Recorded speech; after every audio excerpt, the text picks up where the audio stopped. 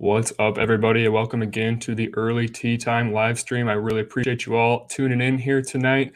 We are a week off of the US Open. We will get to that here shortly. We are presented by Fantasy Points as always this week. Be sure to subscribe to the YouTube, the PGA Fantasy Points YouTube page. We're really trying to grow that up quite a bit. If you're watching on YouTube, you really just got to hit that button down below. If you're watching on Twitter right now, if you wouldn't mind just hopping over to YouTube, maybe even throw a chat in the or a comment in the chat box there. I would love to talk to you throughout this live stream here today. But again, try to subscribe to the YouTube channel. We're really trying to grow that as we continue the Fantasy Points PGA content stream, I guess you can say. So again, really appreciate you all joining in here tonight. Hope you all had a great Father's Day weekend. I had a lot of time with some family, so that was really great. I got a little sunburnt as well. It's also College World Series weekend down here in Omaha, and it's been nearly 100 degrees every day since since Friday. So I can only imagine how brutal it is down there. There's been a lot of, I guess you can say, situations going on downtown. It's just definitely a crazy weekend. Lots of teams from down south there. So I don't know if you've ever been to the College World Series or if you've had a team maybe come up here and you've watched them. I would love to hear maybe an experience that you had in the comments there. It is a lot of fun. I encourage everybody to come up to that at least once in your lifetime, especially if you have a team to root for. It's a lot of fun. They got a lot of stuff going down there in Omaha here. So let's move on to golf. After Miss Fitzpatrick won the U.S. Open on Sunday, the PGA Tour heads to Cromwell, Connecticut, which is located right outside Hartford, Connecticut. We're going to the Travelers Championship this week. This tournament has quite a bit of history. It began in 1952. It's been played at TPC River Highlands since 1991. Last year, we saw Harris English won his second event of the season. He edged out Kramer Hickok in a two-man playoff. It was an 8-hole battle between the two. I think they played the 18th hole 6 times total and the 17th 2 times. And English finally birdied that 18th hole. It was a really crazy playoff. Like one guy would hit the green and then the other one would scramble for par. The other guy would miss his birdie putt. So they'd just keep playing those 2 holes over and over again. It was a really fun playoff. And that kind of started the playoff run that we had last summer. I don't know if summer golf really gets a lot of attention, I guess. I know the majors do, of course, but all of those playoffs were really, really exciting. And I think they did get, in the general golf fans' public view for a little bit, especially since sports died down, and they have died down now with basketball finishing up now. So, Harris English won that one. Kramer Hickok, I think that was clearly his best finish in a PGA Tour event. This was English's 4th career victory last year, and it pushed him to 10th overall in the official world golf rankings at the time. The last 10 winners of this event are Harris English. He won at 13 under last year. Dustin Johnson won at 19 under. Ches Reavie won at 17 under par in 2019. Bubba Watson won at 17 under par. Jordan Spieth won in a playoff versus Daniel Berger at 12 under par in 2017. Russell Knox won in 2016. Bubba Watson 2015. Kevin Streelman 2014. And Ken Duke in 2013. So, those are the last 9. We'll see who the 10th is this year. So, Mark Leishman won in 2012. I forgot I wrote that down too. So, there's really not a whole lot I can take away from that. Lots of shot makers. Jordan Spieth, I think Harris English was kind of in that shot makers range last year. Mark Leishman, that's kind of what I think of as well. There's a lot of tee to green specialists such as Ches Reavie, Dustin Johnson, and Bubba Watson. Just really were ball strikers. They ball strike the shit out of the ball. The 2 weeks that they, the 2 years that they won there. So pretty solid group with, the 10 people there. Ken Duke's probably one of the outliers, but lots of good golfers. Harris English was really playing well last year. Dustin Johnson, of course, Bubba Watson, Jordan Spieth, major winners, Masters winners. So pretty good collection of golfers that have won this event. I think you can look at some long shots this week, but I'm more looking towards maybe that 50 to 1 and better range. So this event has been played the week following the U.S. Open each year since 2007, except in 2020 due to the pandemic. It was played during the summer. The U.S. Open was played later that fall. We'll see quite a loaded field once again this week. We have one more major this year. It's pretty crazy how fast this season has gone by. I can't believe 3 majors are already under our belt. So most players are, looking to prepare for the Open Championship later in July. There's the John Deere Classic that's coming up here soon, but really, most players will have their sights on the Scottish Open, which comes the week before the Open, and then they'll be obviously preparing for that fourth and final major of the year before we wrap up the season and get to the Tour Championship. So that is kind of a preview, I guess, of the event. Let's look at the course a little bit. TPC River Highlands is again located near Hartford, Connecticut. It was founded in 1928. It was originally known as the Middletown Golf Club, but it was purchased by the PGA Tour in 1980. It is a Pete Dye track, so he designed it really towards TPC standards. Some other TPC courses that Pete Dye has are TPC Sawgrass, TPC Louisiana. It's a par 70 track, but it does measure under 7,000 yards long. So it's a pretty short track. It's actually the second shortest course on tour. So par 70, a lot of the par 70s that we've been looking at least have been around 7,100 or slightly higher. This one, again, is pretty short. But I don't know. I think you can bomb your way around this course a little bit. We'll talk about that a little bit later when we get into the hole-by-hole breakdown. The fairways are made up of bent grass. They're surrounded by Kentucky bluegrass and fescue rough that will measure up to 4 inches long or higher, or longer is probably a better word for that. The green sizes are below the tour average. They also have a mixture of bent grass as well as POA. So similar to what we saw last week at the U.S. Open. I think TPC Potomac was also similar to that. You have that bent grass, but you need to have the POA. I think that's more of an East Coast thing. I don't live up there, so I can't tell you for sure. But you'll see the bent grass POA mixture this week. There's 4 holes with water hazards that come into play. I'll highlight those here shortly. So accuracy off the tee and on approach shots will be important. I think we'll, again, highlight it here in a bit, but a lot of the fairways are rather wide, especially the landing areas. So I think more of the approach shots are going to be key, especially precision on approach with these small greens, rough that's measuring, up to 4 inches around the greens there. So I think precision on approach is going to be slightly more important than off the tee, but, we still need to be accurate. We've seen a lot of these courses recently that has long rough. Really over the last month or longer, we've seen rough that gets around 3 to 4 inches long.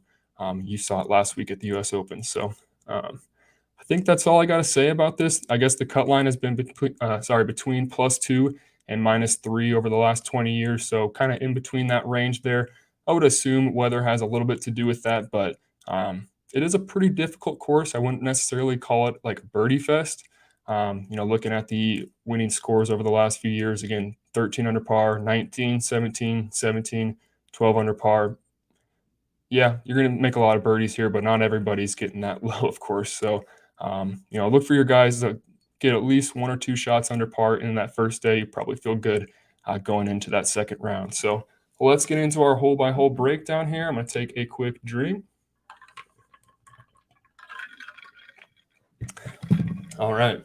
So we get this from the Travelers Championship website. I think it is also in partner with the PGA Tour, so it might be under the PGA Tour as well. So, again, credit to them. You can find all this information on the PGA Tour or the Travelers Championship website here. And a lot of the information that I'm getting is also from Fantasy National and just some notes that I have from looking at the course from the overview images. So that's where I'm getting my information. Nothing too magical here. So hole 1, we have a par 4 that we start off with here. It's going to be a dogleg right. Players must find the fairway on this very first hole. The golfer's approach shot will be uphill into a green that slopes from the back to the front. The fairway is pretty wide on this hole, and the green is defended by 3 different bunkers. It's not too difficult of a hole.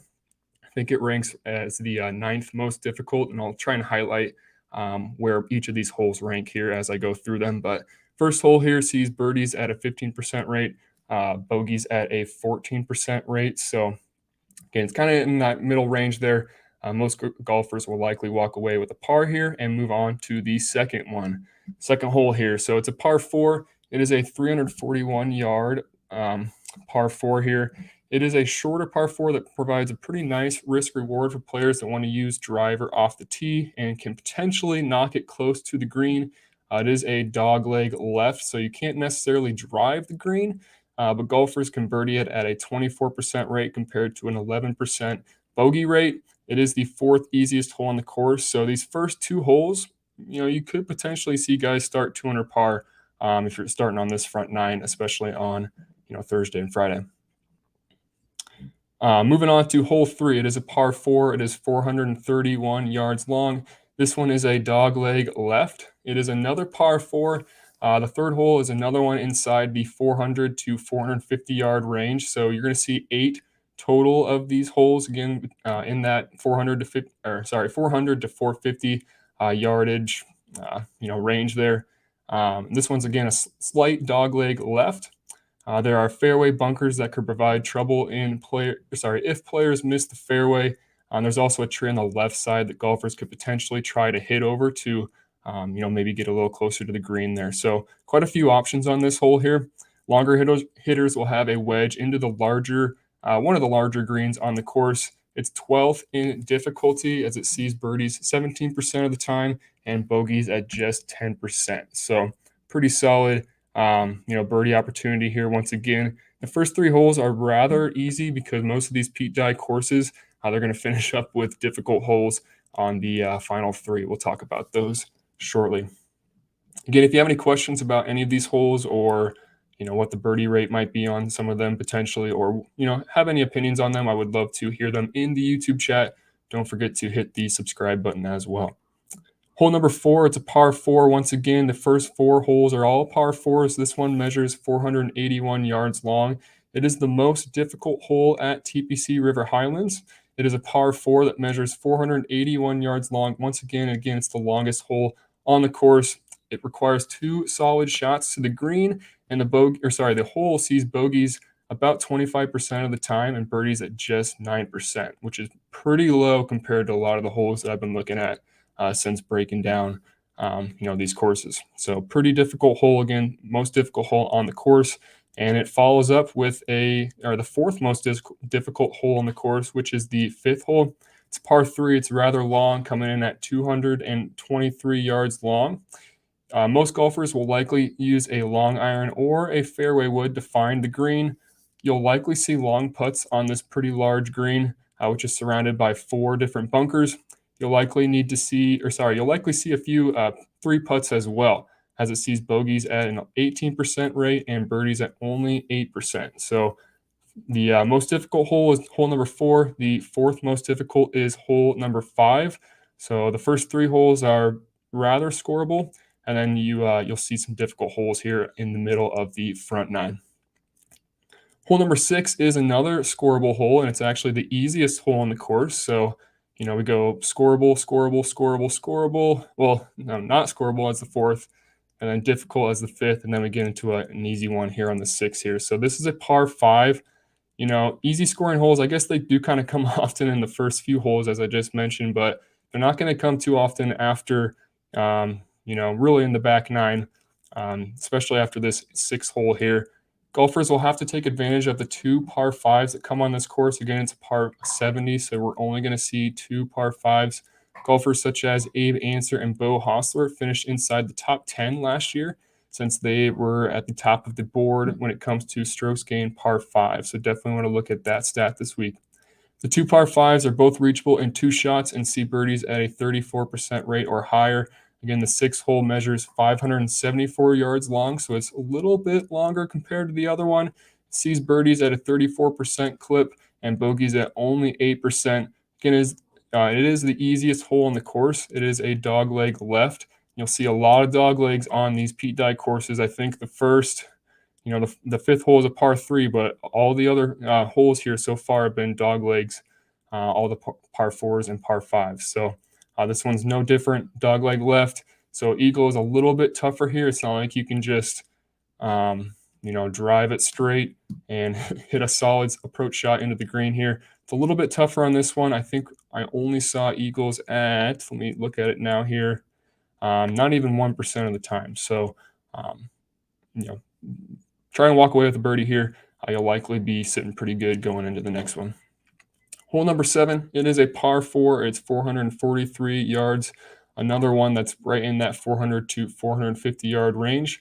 The 7th hole requires a good tee shot to avoid a large fairway bunker or a good collection of those bunkers on the right side of the fairway. A good tee shot will leave you about a 150-yard wedge into the green. Hole number 8 is a par 3. It also measures over 200 yards. This one's going to come just at 202. The green, however, is surrounded by water on this 8th hole. Again, another long par 3. This one ranks 7th in difficulty. You'll see birdies at a 12% rate, bogeys at a 13% rate, so just a little bit over par. Hole number 9 is a par 4. It is 406 yards. The back 9 ends with a scoreable hole here. It's a short par 4, and it is a sharp dogleg left or right, though. So most of the doglegs so far have just kind of been slight doglegs. This one takes like a really sharp turn here into the right side. We'll see birdies at a 20% rate, bogeys at only a 9% clip. There's only a few fairway bunkers here. The landing area is rather large here, and I mentioned that earlier.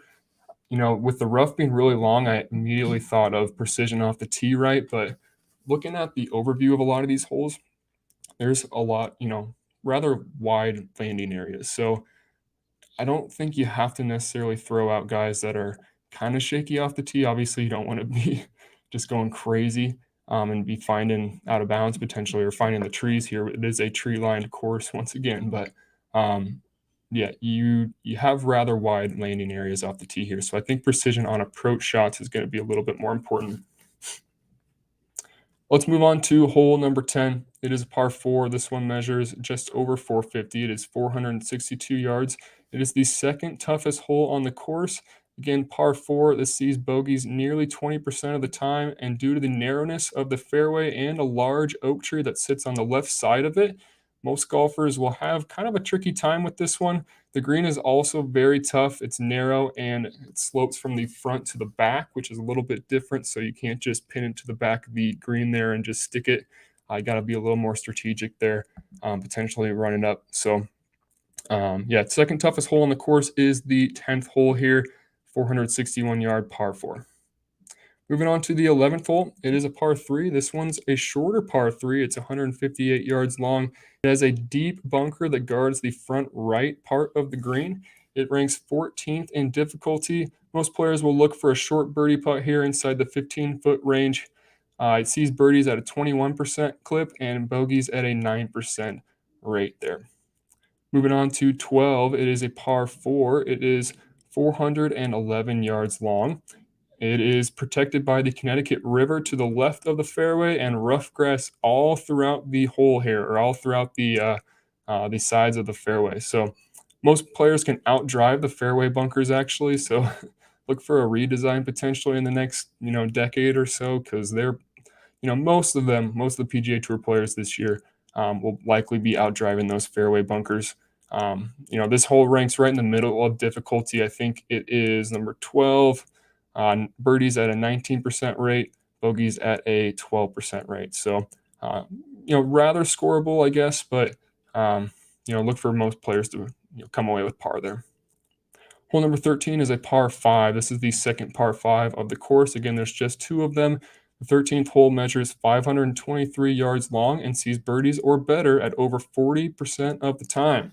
There is water on the right side of the fairway and to the front left of the green, so you will see some double bogeys on this hole. Some of these, quote unquote, scoreable holes actually have some trouble where you'll see the double bogey rate actually go up a little bit, like anywhere near like 4 to 5% on some of these, especially on this back 9. So you could potentially get in trouble on some of these holes. It'll be interesting to see, who potentially blows up. Hole number 14, it is a par 4. It measures 421 yards long. It starts with a blind tee shot into a dogleg left fairway. Players face a blind tee shot again on this dogleg left par 4. You'll see that quite a bit throughout a lot of these holes. Not as much as the U.S. Open last week. There was a bunch of blind tee shots, especially at the Canadian Open 2 weeks ago. But I think a couple of these I mentioned blind tee shots here. So Tyrrell Hatton, I don't think he's playing here, but he probably wouldn't be liking this too much. There's a large tree to the left of the fairway, so look for golfers to aim to the right side of that fairway. That'll give them a downhill lie into the pin. It plays slightly under par. You see birdies at a 16% rate, bogeys at a 12% rate. 15th hole, it is a par 4. It is 296 yards long. Yes, you heard me say that right, 296 yards. So a lot of PGA Tour players, could potentially drive this green, right? But there is quite a bit of hazards. You can see it in the picture there. There's a lake to the, on the right side of the picture, but it is to the left of the green. It's another great risk-reward option for players. You'll see quite a few of those in these Pete Dye tracks. There is water to the left and, again, sand to the right of the green. So don't think golfers are just going to pull driver out of the bag every single tee shot.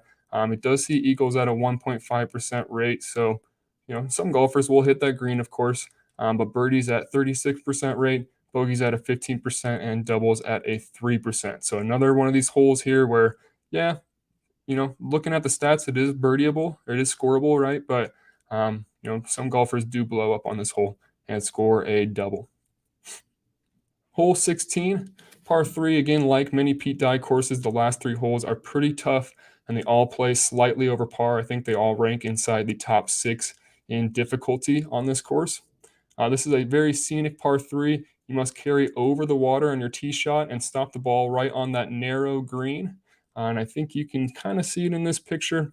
Looks like a lot of these pictures are showing either the greens or the tee shot from a very far away. So try and look at an overview of some of these holes too. That definitely helped me out when I was picking apart some of these holes. This green has a lot of slope in it, and pin locations can be pretty difficult, especially as the week goes on. So you'll see some bogeys throughout this one. Let me get the stats here for you quick. It is bogeyed at a 15% rate, birdied at a 12% rate. Again, these last 3 holes play slightly over par. Par 4 17th hole measures 420 yards long and is the 3rd most difficult on the course, or most difficult hole on the course, excuse me. It sees double bogeys at a 5% rate. There is a large lake that sits on the right side of the fairway. And again, it is another great risk-reward test for players. The approach shot must carry over the water onto the green. So, you must be really sharp with your club selection here. You got to be getting over that, the water, of course. Look for players to walk away with a par in this hole. Again, don't want to blow up on this back 9. And hole 18, it plays slightly uphill. You're probably going to see a bunch of spectators around this par 4. It measures 444 yards long. This one sees birdies at a 15% rate, bogeys at a 17% rate. One of the lower par, holes here, I guess. 65% of the time it is parred. So look for some magic. Either, again, a great risk-reward test on this hole. Looks like there's some deep bunkers that surround the green. Looks like there's a lot of slopes that surround the green as well here. So looks like it'll be a very difficult test to round out the course. So that is your hole-by-hole breakdown. Some of the key stats that I think we can look. Strokes gained off the tee and good drives gained stat has really been working out for me recently. I talked about it in my fantasy points article. I had, Matthew Fitzpatrick in it last week. I think he ranked 4th in it, but he ranked nearly, near the top in most of the stats going into last week. It was such a duh. You should have played this guy. Why didn't you, lock him in the outright card? So we will move on. But again, good drives gained and, strokes gained off the tee. I kind of combine that into one stat, make it a weighted stat here. Top 5 players in this are going to be Brendan Steele, Miguel Pereira, Rory McIlroy, Tony Finau, and Joaquin Niemann. You can see the rest of my stats and who ranks high in each of those, again, on my fantasy points article. Some of the other key stats that I think are going to be important this week are approach, of course, proximity from 125 to 175 yards, strokes gained around the green, par 5 scoring. Again, there's only 2 par 5s, right? But each of them have to be birdied, or at least you cannot be walking away with a bogey on those holes. You will be giving up strokes to the field there. Par 4 scoring specifically from 400 to 450 yards, and then strokes gained putting as well as opportunities gained. I want to see guys that are at least, giving themselves the opportunity at birdie putts. Kind of ties into greens and regulations, right? But I kind of tied those two together. Again, you can find that on the Fantasy Points article that was posted here today. Talked about tournament history, course history. You could can find the my write-up on that on Fantasy Points. Some of the top options when it comes to course history this week are going to be Patrick Cantlay, Rory McIlroy, and Jason Day. Cantlay has 4 top 15 finishes in a row here. McIlroy hasn't really played this event a whole lot, but he does have a lot of great finishes. Looks like I need to adjust that. But he's 3 for 3 and made cuts. He's finished T11 in his most recent appearance in 2020. But again, he hasn't played this a whole lot for his pretty lengthy career. And then Jason Day has some pretty solid, course history here as well. He's made 9 out of 12 cuts. He was actually T10 last year, so he hasn't really been playing the greatest, at least as of, peak Jason Day standards, right? But he's another course history option that I think you can go to this week. Other ones to consider: Jordan Spieth, Brian Harmon, Mackenzie Hughes, Kevin Streelman, Chez Reavie, and Brendan Steele.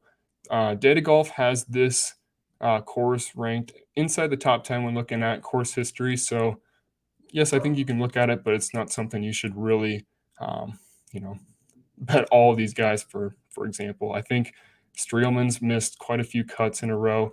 Again, I just kind of list these guys as options. They're great GPP plays, especially Streelman, for example. I would not be shocked if he just, felt extremely comfortable here, right on this short par 70 track, and kind of got back on track here. If he's going to get back on track, it's got to be on a course like this, right? So, don't be religious with these course history options, but I do think they provide decent options, especially if the ownership is right. So the main question that I think, I've been looking at, especially after these majors, because I do think the results have impacted them one way or another, and I'm kind of trying to track it myself, right? Because we see 4 majors a year, and there's always events that lead up to it, right? And there's events that come right after the event, so or after the major. So my main essential question for this week, again on my Fantasy Points article, was: can we expect another hangover from golfers who were in contention in the U.S. Open, or will they carry that momentum over? So, like for example, like Justin Thomas won the PGA Championship. He missed the cut at the Charles Schwab Challenge the following week.